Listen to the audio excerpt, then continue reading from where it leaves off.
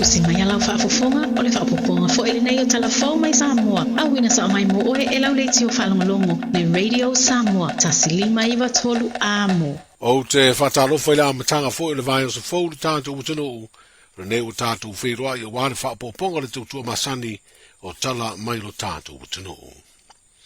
E toa whāli e toa lua tamaitai a toa aile toa ono i la tōlo o tāwhia nei le wharepui tānu malala.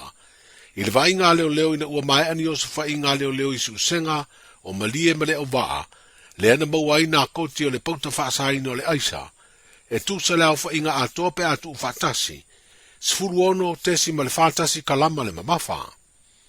O le tasi o no whanga nā ngā i ere ngā rue ngā leo leo, na mawai aisa o le mamafa e sfuru tolu tesi ma le sfuru valu kalama, a o le isi no whanga e tolu tesi ma le lua tolu kalama. Na mawai fo i le leo se tino i tūpe valu afe tala, whapea a upenga o la au malosi i mautu tau. O le taunu umanui o le sa i ni ngā leo leo e mafue le lango atu o le tunu o lau tele, ia ma o le tatalo leo lo ave pea, o le whailo atu e tangata o no fuanga lo nati ai whainga sori tū la fono, e feso ta i le umio la au ma pauta whaasaina. O lea sori tū la fono sa tau talangia le to tere o sui whaipule, i le pāle mene talua i nei, ia maa le whina ngalo fo i leo le teitai o le tua ngai. I le whiloa inga masani matu si tala na ia tā uaina te langolango ina, le te tau na whaia suenga po test mō sui uma o le pāle mene. Le san me lamba la whewhe fua, e whewhe me whapena. Makua foi o le mene, o le lead by example. Ele ia se me le ngai, le a makaku. Ia mako me o whaipura. Whaipura uma. Au fia ma le whawhkarai, ma le palmia, ma la kapenaka. Mako ma, mako foi vai. A makaku ia mako.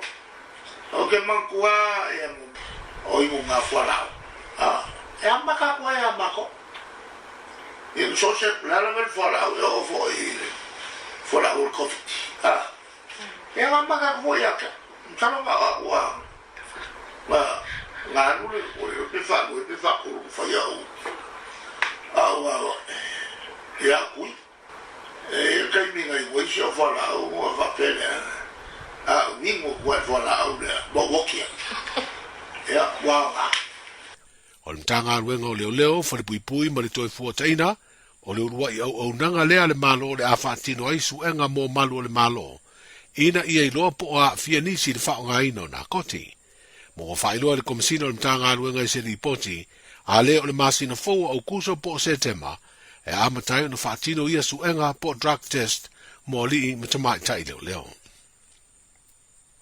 O a fianga i fisota inga wha teknolosi le wha ingoa le vai aso o mawai atu nei, e peo na sa wha le tonu ai nisi o au nanga tau whare tupe, o whimalanga inga wa lele ma upenga ta wha ilangi. Wa whailo ai le pulenga o mtanga luenga visota inga ma whaamtalanga wha teknolosi i Samoa. Sa whapena o na mata i tū lea wha le tonu. Ma whaatino whiui uia inga ina ia alofi aini a fianga onga i tūlai mai. Wa whailo ai le ofisa siri o pulenga o lea mtanga luenga le malo. O le wha le tonu na tūlai mai e tere ni a fianga na whitaia i ai manisi o au nanga i atunu i fafo. Ma sa fianga i ai nisi o au nanga, e pe o tautua wha le soifua maloloina ma wha whitauli. Wha pea au nanga i wha asaralaunga, o tautua wha aloto i whale o malo, ma wheso o ta inga tautupe. E leo wha ilo ina le pepa o wha amtalanga wha lawa i tere na tu ina mai, po o ani a fianga ia i tu ainga o tautua i Samoa, ina ua tu lai mai lea wha le tonu. Ai ua wha lia sa vave o na wheso o ta iatu ia i latou, o wa ia tautua wha teknolosi, ina ia tapena vaenga uma mana o mia e wha leo leo mo le te wina o wha amtalanga, ina ne ionga onga ni a fianga i le wha le tonu atura i mai. E peo na si le fia sa li putia le tuai o malanga vaalele, ma o nisi lava malanga le tau fia, ona o a fianga mai lea wha le tonu tau fiso ta inga wha teknolosi. O le fiso sani le malo i a pani e manui ai tangata lau tere sa awala mai eise foa i tupe, e ono se lau se fururu a feta la, wha popo i edise i ngā seleni e le asosio mātua ma whaia onga le PTA e kolisio avele. Na maua ai le tau atoa e tasi le miliona lua se lau valus furu afe tā la, na fausia ma toe whaafu wai le hola lea kolisia le malo. O le whaingo le vai asa o mawai na umusai le ngā luenga, ma vea ai le fionga le sui pā le mia, whapea le sui o le malo i apani, ma saunanga a ami o le umusanga, ai o oti e le fonga fitalai o le pā le mene le lipine. I se pepo whaamtalanga wa whailo ai e le sui o i apani i Samoa, le fesoso ni pea o lona malo i ati na e pi o a o onga, a wao le lumana i manuia leo se atunuu, o alo ma whanau i le leivaenga umaya o ongai, e pei o le holu o mai o na whaafou, ma ua toe fausia nisi o vaenga. O iei se umukuka ma whale ui e wha o ngai whanau, ma ua fausia foi se fata po se stage. O le aonga tūranga lua le fioanga mo taa e tū late i le sami, ma le mafu anga lea, o le filifili ai e le asosio le taalo ngalo wa a Samoa, e a mataila na tau mo whainga e whaalau i loa i whanau le tāua, o le saunga le mu i le vai po le water safety, e ala i le ao au ina o le taalo ngalo wa. O whaia onga le aonga tūranga lua na awa i le ao onga na whaafoe le kalapua le wa o le pua lele, i se tau mo whainga o lo ta pena ai mo le tau sanga fōrua o lua lima, e wha ngā solo ai le whaalau i loa, i a onga tūlanga lua umai le tino. Ma ua wha i loa i te pepa o whaamtalanga, o le awa onga i les whareile ua mawai, ua whai eima se koma ali me tamai te i whai a onga mai le awa o ina o whanau, ai awa i atu e whaatino se isi awa onga tāua, e wheso o tai ro lato tiu te tau ave o sa uma, o le awa o ina o whanau i te tonu o potua onga.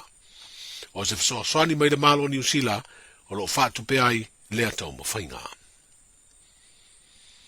Po toi tā pena le tali watu le uto i sea ma whaafea ngainga mo lātu wharitua mausu ngā whono. Ale kāle sia me to tisi Samoa mātunu i whafo, mai sinoti e se furufitu. Ina wa tāpuni ai le fiafio le sa umawai atu nei. Le kone wharenisi tele o le nei tau sanga lua o lua wha. O le tau sanga nei na wha amana tuai ma le ono se furu tau sanga, talu na amatau suia kone wharenisi ale kāle sia. O le lawina o le tusi tō whinga, e whailo ai fesuia ingo le ufai ngā ruenga whai whe au. Manisi ua malolo ngā se ngase ma malolo manu malo mai le ngā ruenga, na taua lunga i aile konferenisia le kale sia. Ma o se tusi tō whinga foi, ua whailo ai nisi o fesuia ingo le au mau tofi ngā ruenga, i te tonu o le pulenga o le kale sia e mai se foi i ona tā tai. Ua o main teimi, tātou te whawawaya, le kale sia e, ne ngalo ya te oe le utu o le konferenisio nei te usang. Ne ngalo ya te oe le lii lo utua. Le atua ne whaia me sili mo tātou.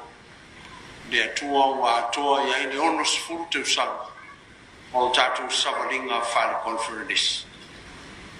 Talo lava i le nganga o le li. Taitaina le kalesia. Inu tātou te fōi atu. I o tātou whanua ma ainu, ai mai se o au rotu masinoti.